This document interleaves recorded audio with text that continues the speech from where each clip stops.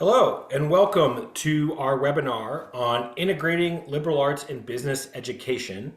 I'm Scott Muir, Director of Undergraduate Initiatives at the National Humanities Alliance. I'm very pleased to be joined by several colleagues here. First, I'll introduce who will be our first speakers from Seton Hall University, Abe Zakhem, Professor of Philosophy, and Elizabeth McCrea, Assistant Professor of Management. They'll be talking about their Business Humanities Initiative. We'll then hear from Irene Liu, Associate Professor of Philosophy at Moyne College, Joseph Spino, McNeil, Assistant Professor of Applied Ethics, and Jim Joseph, Dean of the Madden College of Business at Moyne College. They'll be speaking about their initiative in coming out of philosophy in applied ethics and ethics, values, and professional life. And then we'll hear, we're mostly here to have an interactive discussion. So I will briefly introduce our research that this webinar emerges out of, which is funded by the Arthur Vining Davis Foundations. We recently published a report called Attracting Students to the Liberal Arts Through Integrative Curricula, which my colleague, Executive Director of NHA, Steve Kidd, has just posted in the chat. So we hope you'll check out that report. The logic of this research is that in a moment when many students are not seeing the value of a broad-based curriculum in a traditional gen ed model where of distributive requirements, where there's a smorgasbord for students to choose from. And so we believe in the importance of meeting students where they are and making it really clear what liberal arts gen ed courses can do for them in terms of the careers that they're at an institution to prepare for. And that in doing so, we help students both appreciate the value of liberal arts disciplines and also how the sum is greater than the parts when we put together pre-professional training and liberal arts perspectives. And so this particular webinar is focused on integrating business and liberal arts. We will also be having a webinar on engineering initiatives soon. But there are lots of different approaches to this in the report. And I will share that, this work comes out of our research on undergraduate humanities recruitment, going back to 2017. And that in this work, we've been enthusiastic about these kinds of models from the beginning, and we're really starting to see more of them. It's very difficult to build bridges across broad fields of study. It takes a lot of work. And so we're here to have a discussion about that work and the fruit of that labor and how it benefits students and also enriches both programs when there is this collaborative effort. And, in our work, we've been always interested in business and humanities collaborations, because we believe both that business students have a lot to benefit from a robust set of humanities courses.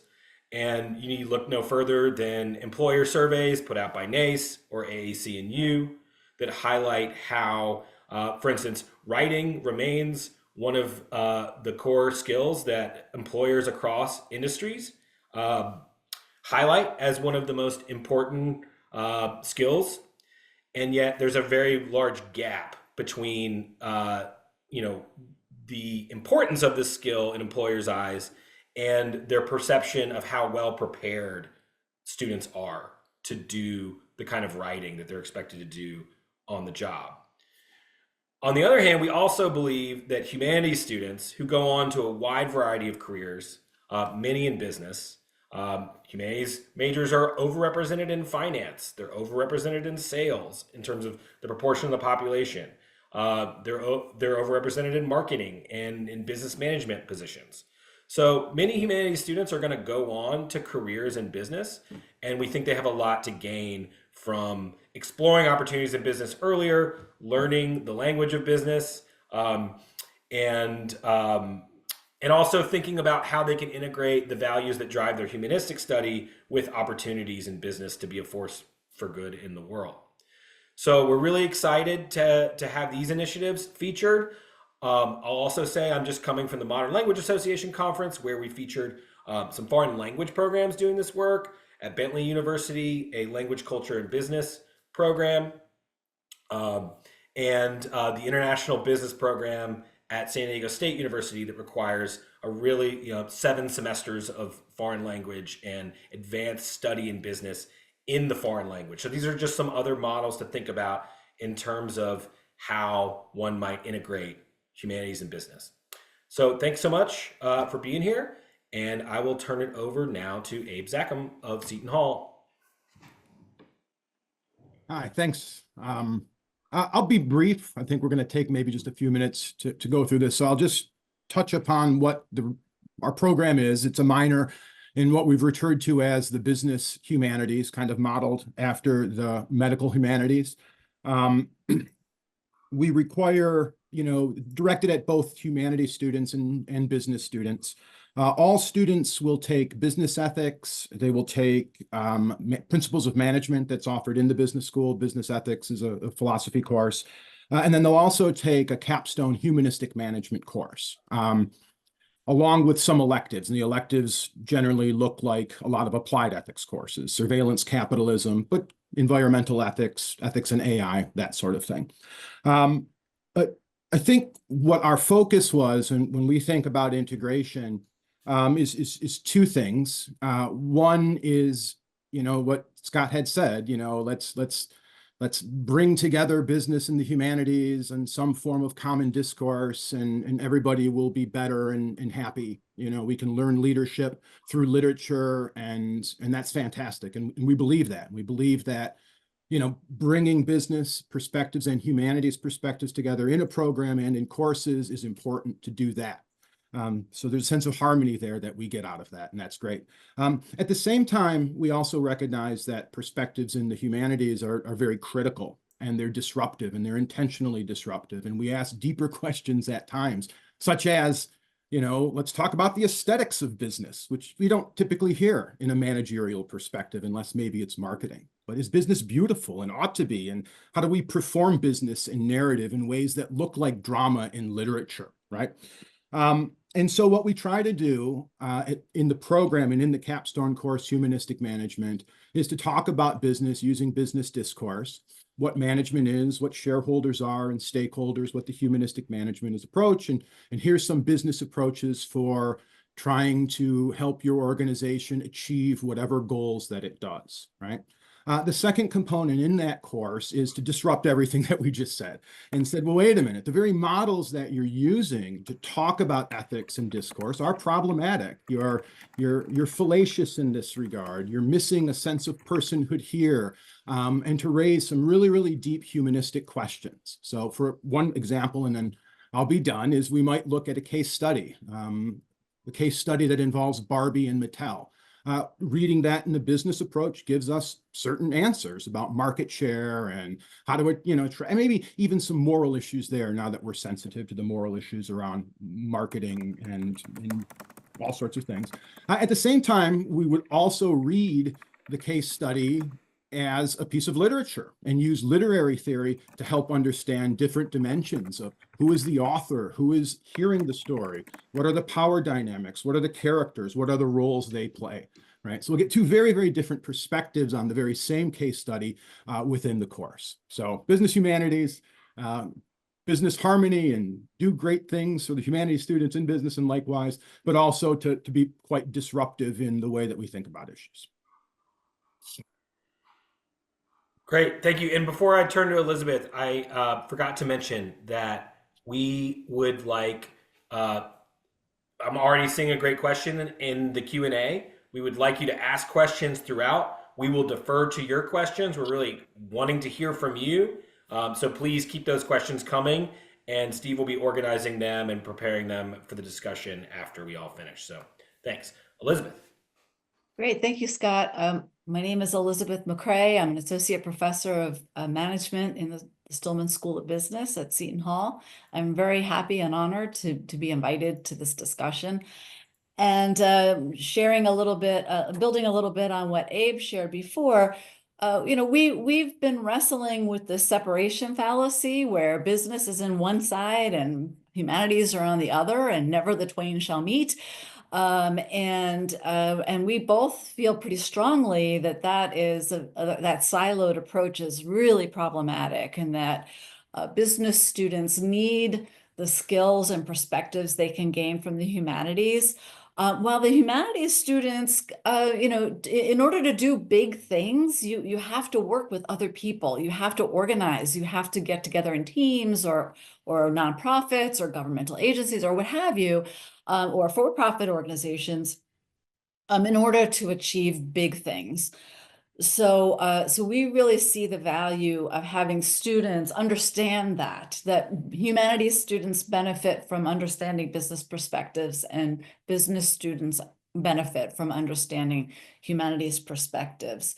We're very grateful that our work has been supported by 2 grants from the National Endowment for the Humanities. These were supported by Humanities Connections grants, both a planning grant and an implementation grant.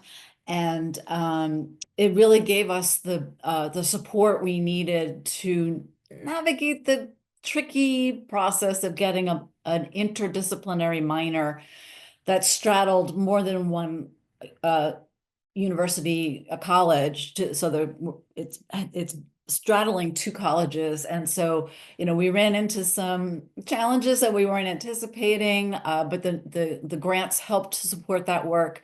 And we'd be happy to answer any questions anybody in the studio audience might have about our work. So thank you. Great. Thanks, Elizabeth and Abe. I'll turn it over to Irene. Hi, so I'm Irene Liu, and I'm in the philosophy department at Moyne College. So Moyne is a small liberal arts college in the Jesuit tradition, and I think it's probably because of that and the connection of ethics to the Jesuit mission that we've been very fortunate to have many administrators and faculty from across the college interested in collaborating with us in the philosophy department. So in particular, we as a college have been interested in this idea of what we call meaningful success, which is the aligning of one's professional goals, excuse me, with one's ethical and I would say even spiritual ends. So conversations about meaningful success had been going on for quite a while, but in around 2015 or 2016, members of the philosophy department, the Madden School of Business and Nursing started collaborating more formally.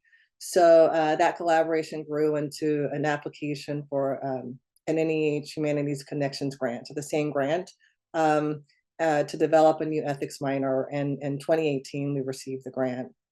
So the name of the minor is Ethics, Values, and Professional Life. And in developing the minor, we were really interested in appealing to students from across the college. So we were particularly interested in appealing to non-humanities students, but even more so pre-professional students. So that's students from programs like marketing, communications, finance, cybersecurity, nursing. Those are all very popular majors at the college.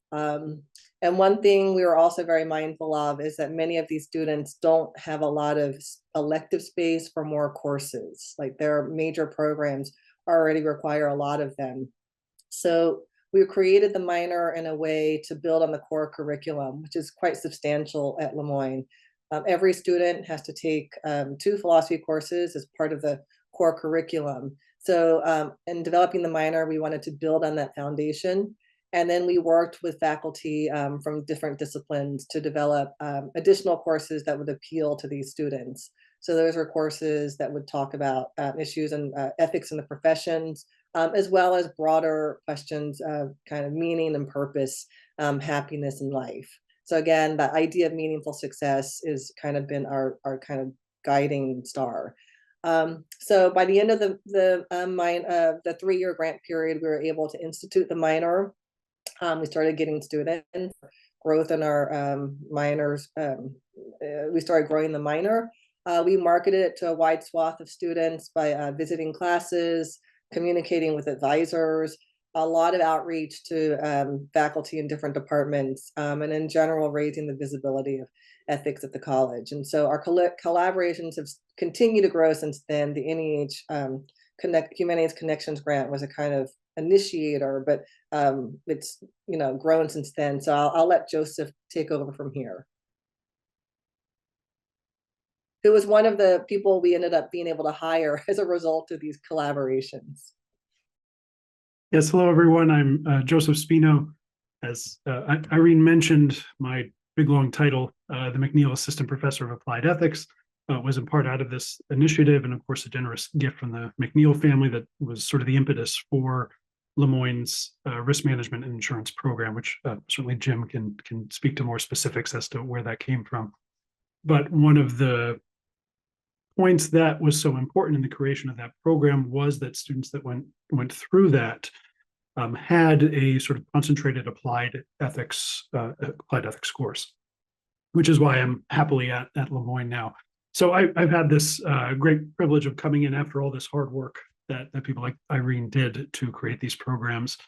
And so my role within that has been a lot of course development and teaching, along with some of my other colleagues, of course, teaching a good deal of our applied ethics courses.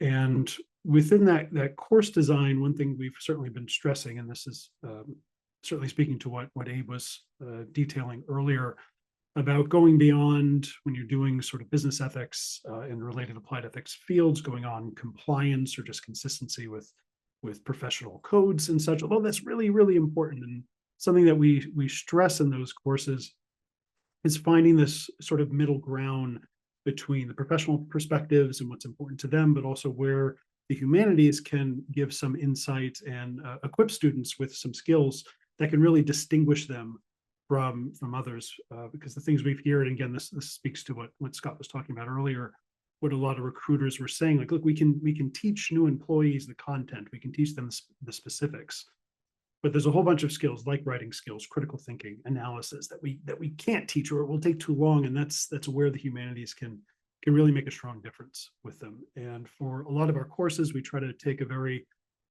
concentrated approach, a more specific approach. So one course we have for undergraduates is the virtues of good business. So we're already grounded within a sort of Aristotelian virtue ethics perspective, which has a lovely long tradition within the business ethics literature. So students get to see that, and I think sort of appreciate this kind of work that already exists within their discipline. And as these courses are certainly not just for students that are members of the Madden College, but also philosophy majors, people enrolled in the ethics value of professional life minor, they're in that course too. And so, beyond just the design, we have this lovely population of students in the course where the business students are learning from the students focusing on the humanities, and vice versa. So I have a lot of students that can share stories of internship, previous careers, and all of that can really make for a very effective melding of these various things. And so we continue that as we try to expand our courses, again, keeping that specifics, courses in public policy, or specifically focusing on technology within medicine. And that's sort of been our approach here, because not only fulfilling general requirements and interest in applied ethics, we want to keep attracting students from various disciplines. And fortunately, we have other programs at Moyne too that are also including, well, we want our students to do applied ethics too. So not just the philosophy majors or the ethics value of professional life, not just business college, but slowly expanding. I'll turn things over to Jim. Thank you, Joseph. My role here is one of an ally to the humanities and to the philosophers at Moyne College. A little bit of context, very little. I'm a 1983 grad of Moyne College and went on to a very interesting business career that took me all over the globe. And in every one of those stops, whether it was Mexico City or London, I would always comment back to friends, fellow alums, classmates, et cetera, that My accounting degree isn't why I'm traveling the world and doing business. It's the humanities that taught me cultural competence, helped hone the compassion that I learned from my parents. And I've always felt that I led with compassion and integrity. In 2012, so 13 years ago, we sold the company that I was running. I was a trustee at Moyne. What am I going to do with the rest of my life? What if I give back to the place that gave me everything? When I first hit campus as executive in residence, I learned exactly what Elizabeth was talking about, the silos. I had no idea the tensions that existed between the College of Arts and Sciences and the business school. And it was quite puzzling because I had attributed much of my success to the humanities side. So we went to work. And if I could share this couple of milestones. In 2016, we founded a Center for Global Engagement and Societal Impact. And right out of the gates, we made it available to everybody on campus, to the humanities. And many people outside of the business school took advantage of that and found us as a business school that's willing to engage and collaborate. In 2018, we received a $7 million gift from the McNeil family that Joseph just spoke about. And we immediately said part of that gift is going to fund a professorship in applied ethics, and Joseph appeared on the scene. In 2022, kind of the capstone after the grant, et cetera, we made a move within Madden to change our core and add an applied ethics course. We are now working on a pathway for all business students, which is a dream of mine before I hang up the cleats, that every single Madden student will have the opportunity, a high probability of receiving earning a minor in philosophy and ethics and purposeful life before they leave. The end. Great. Thank you so much to all 5 of you for these great comments on your very inspiring initiatives. And so we're going to go ahead and head into the discussion. Like I said, I have some questions, but I'm going to defer to y'all, and I'm going to let Steve, who's monitoring the chat, ask your questions. Great. Thanks, Scott. And thanks to all of you for those great overviews of your work. We've got some great questions coming in the Q&A, mostly focused on kind of nuts and bolts things, which is great because we really want to dig into the ins and outs of how you get these kinds of things going. So the first question from Christopher Nelson is most of this integration happening in upper division courses or in lower division courses? So anyone who'd like to jump in? In the sense we were using integration, that's been upper division. And in that sense is really trying to do work in management, for example, and in the humanities. And so for us, that's the real integrated, not the real, but the most integrated part is in the upper division courses. Those have been the more difficult to do. It's certainly that our introductory level courses are somewhat integrated. That is, when we do business ethics, we do the same sort of things that Joseph mentioned are traditional, here's some compliance stuff, but then here's normative philosophy and some other, maybe some meta ethics that we're doing in there. But the courses where we really try to say, let's do some management, let's do some business, less finance, right? That's a little bit more difficult. I mean, management, I think, is a little bit easier, or leadership, to get both of those pillars there. But those have been upper division, and we've realized that they require, they're more difficult to develop, in a way I found that I have a background in business also. For me, it might be a little bit easier to sort of say, well, here's both approaches in a course.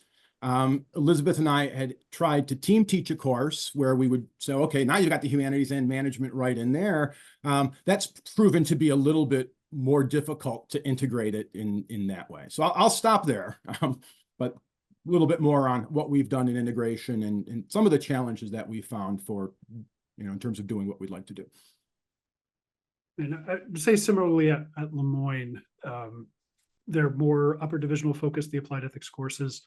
And that's primarily because the expectation is students have been through our sort of version of introductory ethics, which is part of the core curriculum at Lemoyne. So all students will take introduction to philosophy, they'll take introduction to ethics, which we call moral philosophy. So there's some expectation there with that grounding, which is helpful. And I think it's certainly nice to show the students that, yeah, all of this sort of earlier humanities work, this is actually important, not just as a philosophy course, but when we're engaging in specifically the business literature, when you see these concepts coming up again, and I think that can sort of help sell the students on it. But yeah, when we're getting into more advanced topics, wanting to get immersed, you need that sort of grounding. But it's not as though they're just restricted to seniors or anything like that. It's just you've had some introductory work, so you're not starting from scratch when you do these more advanced courses. So it sounds like there might be some teasers for lower division classes that then lead into something. I'm curious if you think about it that way in terms of letting the lower division classes know that there is this world that you can dig more into in upper division classes. Can I just make a comment? Go ahead, Joseph. I'll just be really quick. So yes, I certainly, fortunately get to teach a lot of the introductory ethics, and I will certainly make references to that. And of course, I can see the majors that my student have. There's plenty of students in various programs in the Madden College. So I can say them, you might be seeing me again in a couple of years, and you will see these concepts again. And then, other programs as well that we have that require it. So yeah, we do a little coming attractions here and there. I will say it's a bit of a hard sell though for us. I mean, I know that our schools and our colleges are structured a bit differently. We get all of the business ethics students in philosophy, and we do try to do that, right? We try to get hooks in, we try to raise certain issues and all this great sort of stuff. But it's, for us, it's a challenge, right? We launched our program, we put a lot of marketing behind it, and it's still challenging, as sort of obvious as some of this stuff is to us. One market study that we did some years ago, at first we thought that the students just didn't get the humanities portion of it, right? If they were exposed to it and they heard the facts that business and humanity and all this stuff, they changed their mind and they'd all be philosophy majors. What we learned from the study, though, was that they did get that. They understood what it meant and why the humanities are valuable. They just thought that they got enough of it when they took the core and they did other sorts of things. So really trying to get them not only to see an interest in it, but to see, that value. For us, it would be, as much as we try to encourage previous courses taken, it's still like 5 extra courses they're going to have to take. Given our institution, which is a bit more market oriented, we don't have a real strong core at all, like 14 or 15 credits in it. And each of the colleges has their own great deal of autonomy and authority in terms of how to structure their curriculum. So it is a bit challenged for us, Steve, as much as we try to do that also. Great. And I'll just jump in real quick and say, to cite a couple of kind of adjacent examples from the world of technology and computer science and engineering that we've seen that do this integration at the gen ed level. So a certificate in humanizing technology at UC Santa Cruz, which is gen ed courses taught by humanities faculty on ethical issues related to AI and all kinds of other technological issues, right? We've also seen the digital narrative and interactive design program at Pitt, which is integrates with computer science, but is also very business oriented in the types of courses, the titles that you'll see in that program. And they've had a lot of success with their gen ed, having a lot of courses that are certified for gen ed. Students take those courses. A lot of the students who take those courses are either computer science or business majors. Because it's applied so directly to what they're at university to train for in terms of their careers. They're really able to see the value, and we've seen that shift their perceptions in terms of the surveying we've done with students about their desire to take more courses, and students who were not considering that digital narrative and interactive design program being drawn in through those gen ed courses. Steve, you want to ask the next one? Jim, did you Oh, have sorry. something to? Oh, I forgot. I Sorry. just 15 seconds, because Abe said finance and because we're talking about upper level courses, I just want to talk about the halo effect of having an applied ethics course on top of the two classics and they're taking in their junior year. Finance students came out of that and recommended when they joined the Dolphin Green and Gold Fund, which is our investment student managed fund, to introduce ESG. And now we have a policy where you cannot present a stock without presenting the ESG score. And we are not going to invest in someone who has a very poor ESG score. That's a direct result of an applied ethics course later on. Just wanted to say that. Jim, can you say a little bit more about ESG for those who might not be familiar? Oh, you're going to put me on the spot. Environmental, societal, and governance, right? Did I get the kind of the three right? And it's a measure of a company's integrity, of their ethics, of what they're doing to the people, planet, are they putting profit above it, et cetera. So, yeah. Thanks. I do please. want to just jump in really quick and say that, ethics is extremely important, obviously. But one of the strengths, I think, of our business humanities is that we're also trying to integrate other kinds of humanities. Like we have there's and Abe can correct me if I get some of these titles wrong, but we've got the history of business through film, and we've got a lot of courses there's a business literature course, and so that we are trying to. Ethics is definitely a foundational component, but it goes beyond just ethics. I don't want to say just ethics. Or we have a really broader and I think more accurate conception of ethics, right? It's a really, really broad category. Not just applied ethics, but all sorts of value questions in general. What's a good life and all that sort of thing. I see the well-rounded question coming, and I can't wait. Yep. So that is our next question. It's are there some tangible examples that I can share with my business school colleagues in order to foster their interests? I can think of the usual well-rounded arguments, but was wondering if there were others.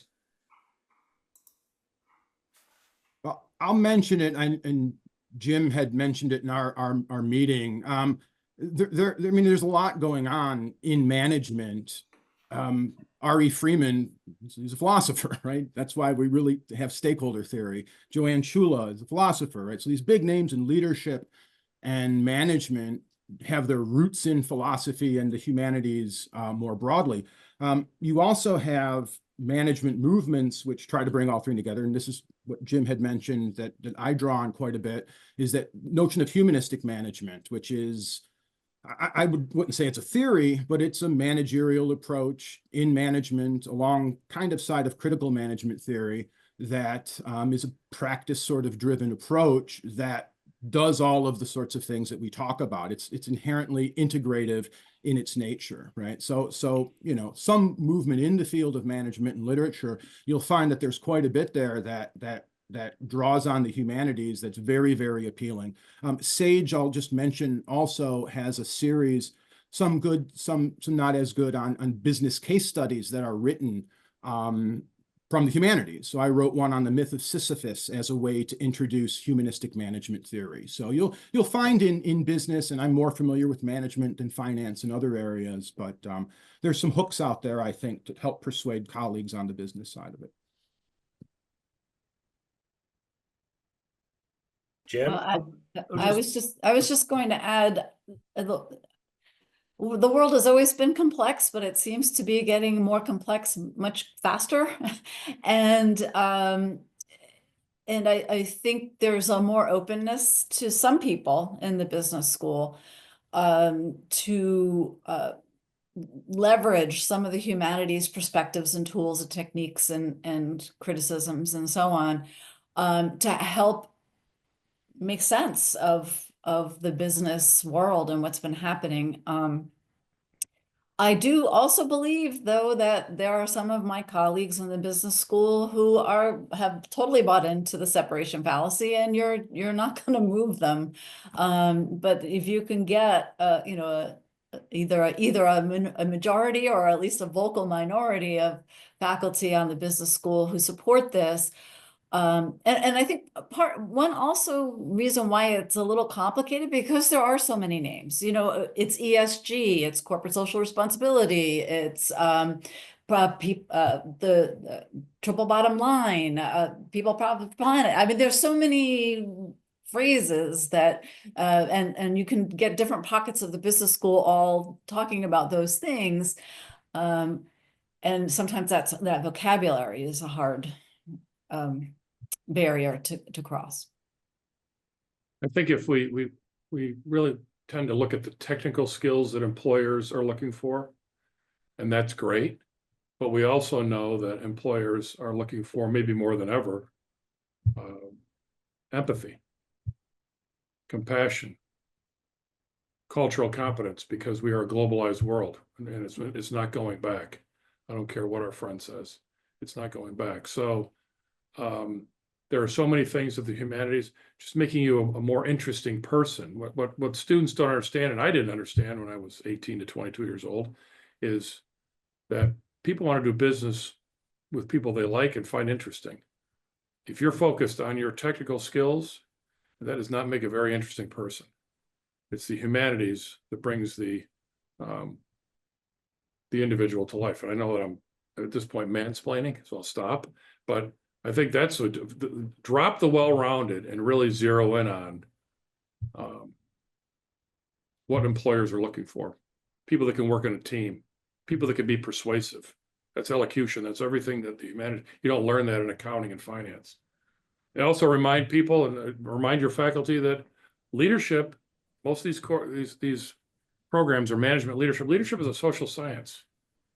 It's not a business science. Relies heavily on the social sciences and psychology, and sociology, and anthropology. So, right. And don't forget creativity as well. Creativity is absolutely correct. key.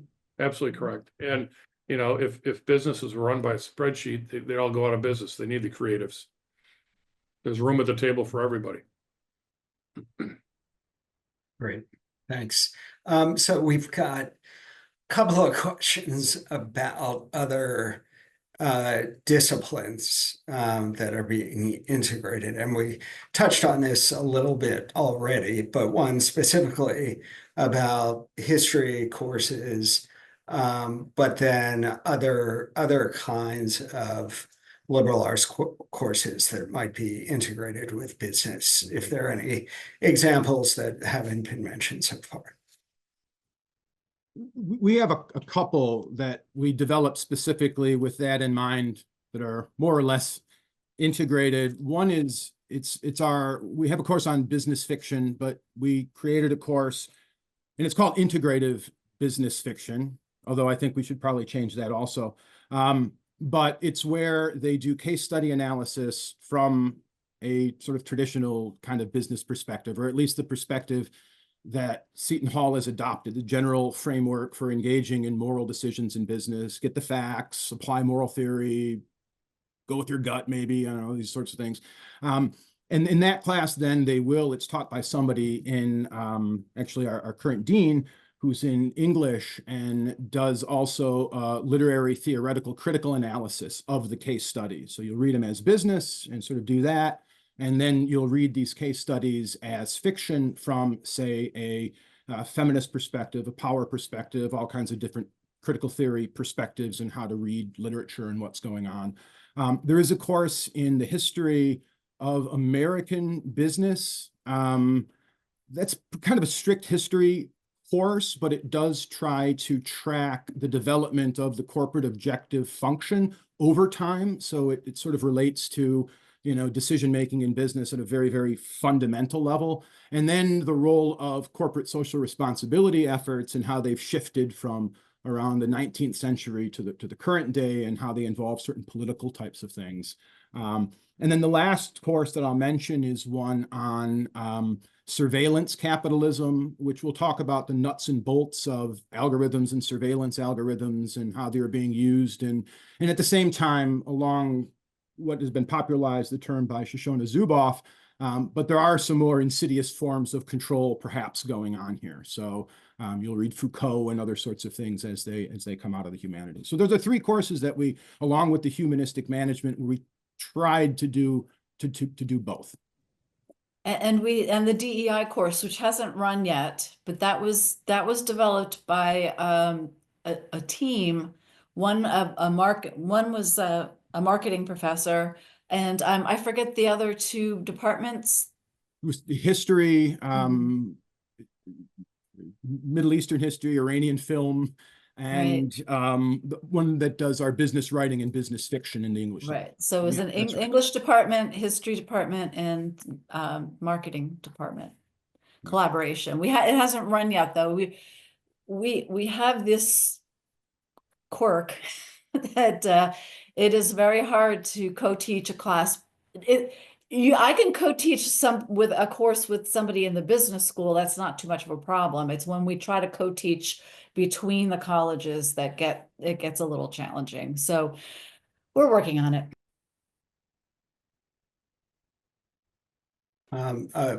A quick follow-up to that question. This is for the business school folks. Are there courses that don't exist that you would like to see of this variety?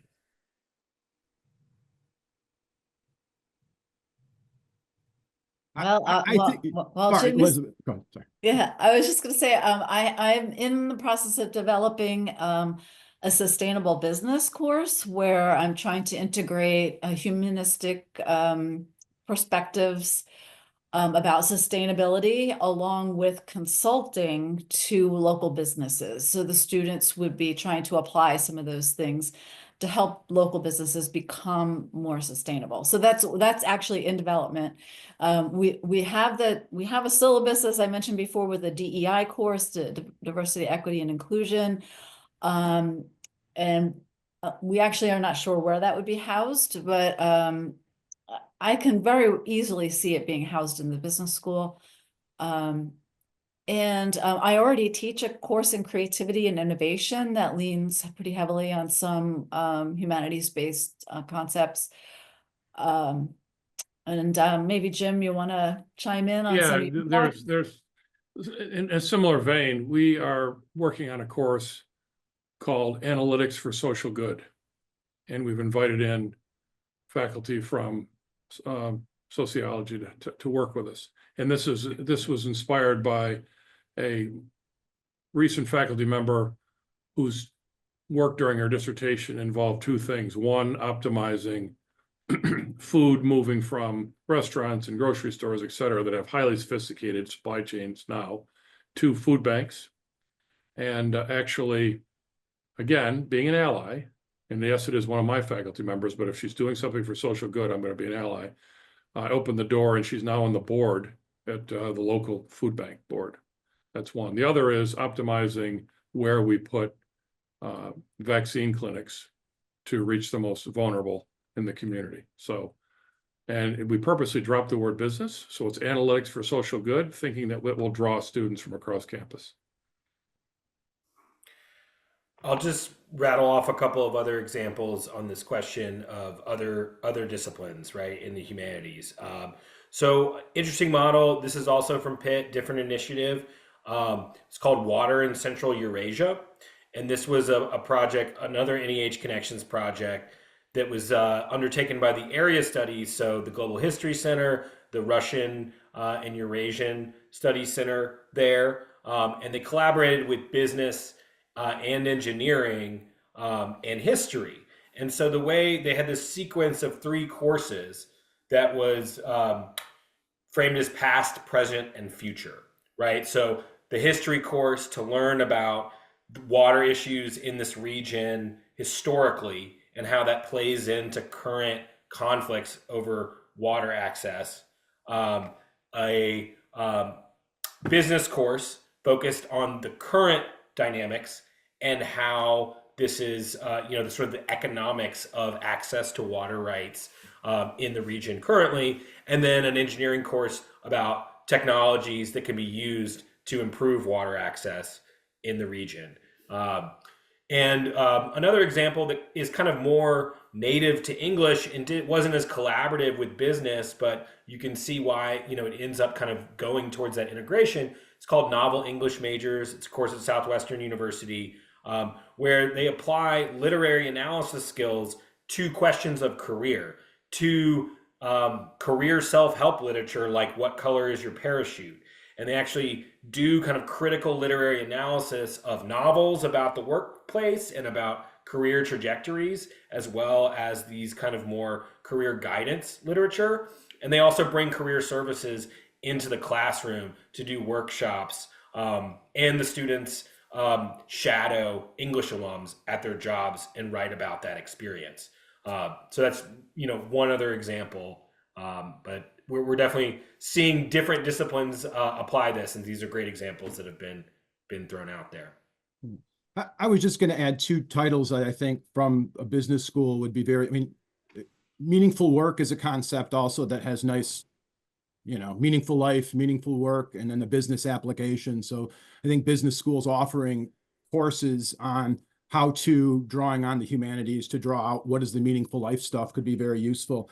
And there's an emergent area that I was thinking about in terms of courses where you have it in the medical humanities, but if the business humanities are a thing, should probably have something. And that's the idea of narrative medicine in the medical humanities and something like narrative management. There's some work in narrative on the management side, but as a disciplinary area, I think that there's some potential for developing more robust managerial approaches to understanding narratives in light of a lot of the philosophical and literary work that contemporary narrative theory sort of brings forward.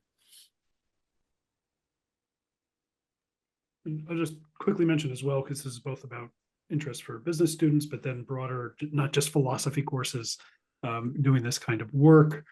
The ethics, values, and professional life minor, it's not just here's a list of philosophy courses you can take. We have contributions and courses from other departments. Just recently, we had a course proposal from our friends in the religious studies department that they said, hey, we think this is going to be a really great fit for your minor. We had a chance to review it. It was a great course. We're not behind the scenes tweaking anything.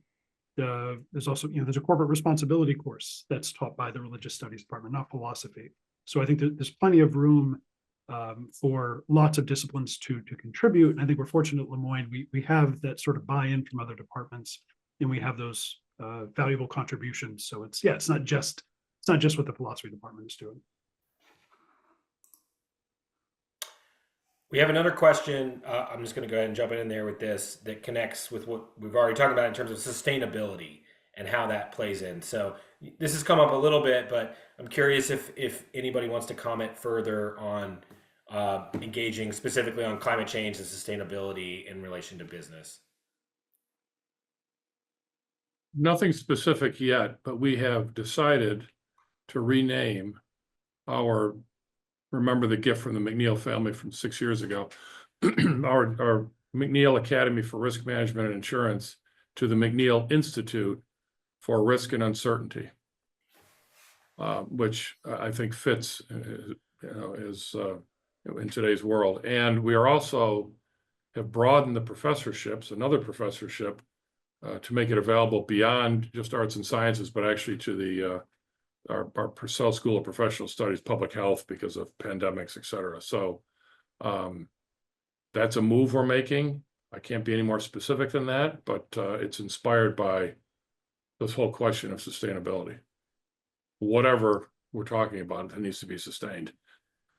Actually, just a point of clarification, is that sustainability of the programs that we're creating, or is that sustainability in writ large and, environment? And I wasn't sure what was meant by the question. I believe it was more on the environmental side. And I'll just briefly mention, a couple of things in the report. So we've seen really successful sustainability majors, one at San Diego State University, another at Loras College, which are really kind of liberal arts alternatives to the environmental science major. And there's some integration of environmental science and biology. But it's really kind of more of looking at the human problem and the human solutions to the problem of climate change. I will say I would love to have seen in some of these programs a little bit more involvement with business. We've seen some examples of that are more business oriented, like at Boise State. There's some work going on sustainability in the business and humanities connections there. So just a few examples to mention, but others, now that you've clarified, I don't know if you have more, Elizabeth, or if others want to jump in on this. Well, I do know we have, because now applied ethics is required of all of our business students. So now we're populating classes, applied ethics classes, but one of the ones that are regularly taught is environmental ethics. And because there's so many business students in there is a focus on sustainability and business in that course. I don't know what at large means, sustainability at large. So kind of on Elizabeth's question, I didn't know, because there's also sustainability of the program. And that was something that we were very interested in, making sure that we, designed a program that could, be sustainable in terms of we could keep offering the courses. And so one thing we've done in developing the applied ethics courses is being very mindful of drawing in students from all different disciplines. So not just business, but also nursing and environmental studies.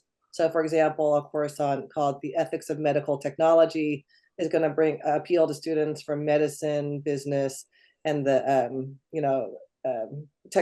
computer science areas.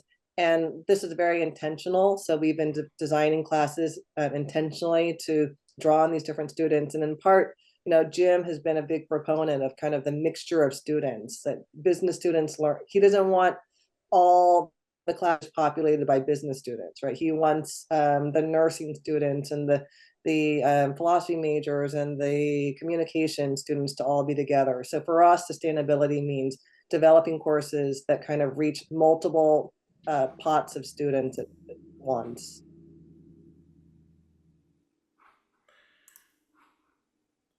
Great. Steve, I think we have time for one more question. There was another good one in there. You want to ask it for us? Sure. Yep. Last question. You mentioned that humanities education offers great advantages to students, especially as they are often excellent writers. How do you think AI will have an impact on employers' sense of the importance of writing and thus their sense of the value of a humanities education for that realm?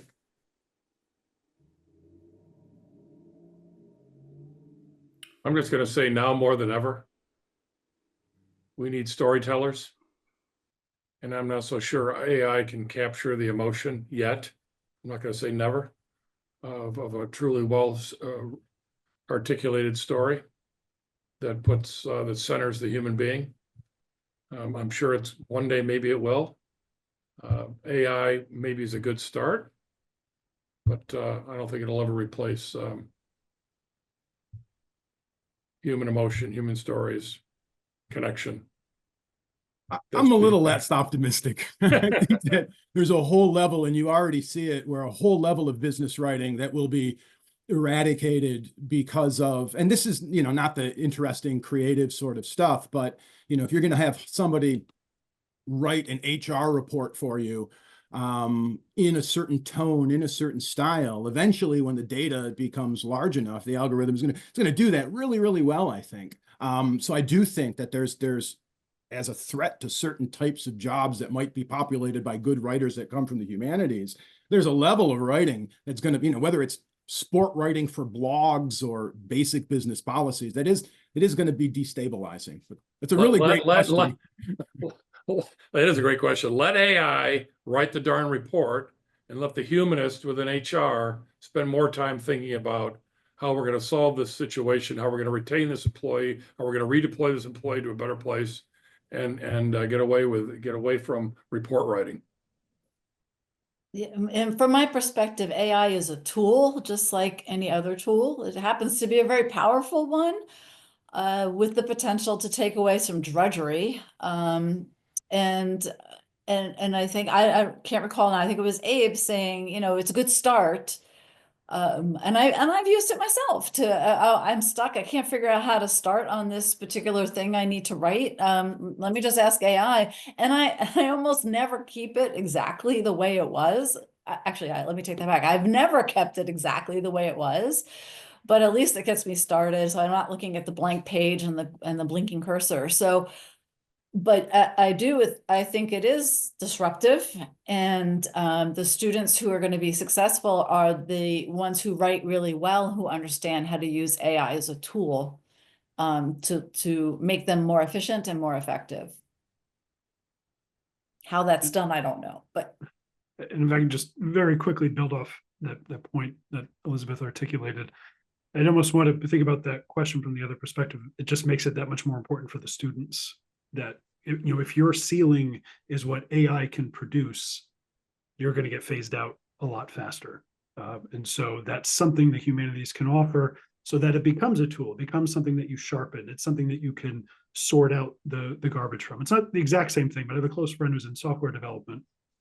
And of course, AI can do some of the base level foundational stuff. And so that's why when he's hiring people, it's, well, you need to show me something else. You need to show me the creativity, because we can get all this for free. What can you add? And I think there's sort of a similar situation with business and other disciplines as well. But I do think that this is like a conversation that needs to be had by in colleges and universities with faculty. So I know at Moyne there has been some tension with some faculty. Some faculty actively encourage the use of AI, and I think students are then bringing this kind of encouragement into certain humanities classrooms, like a philosophy class, and that it's not used appropriately. I actually ban it in my classes because I want the students to think for themselves. Just the nature of the classes that I have. And I think that there's not a lot of discussion. There's not been enough discussion among faculty about what AI can do, and what are the limits of it, and why it might be useful and where it would not be useful. So I think this is, it's always changing, but I think we can't assume that all faculty are on the same page with this.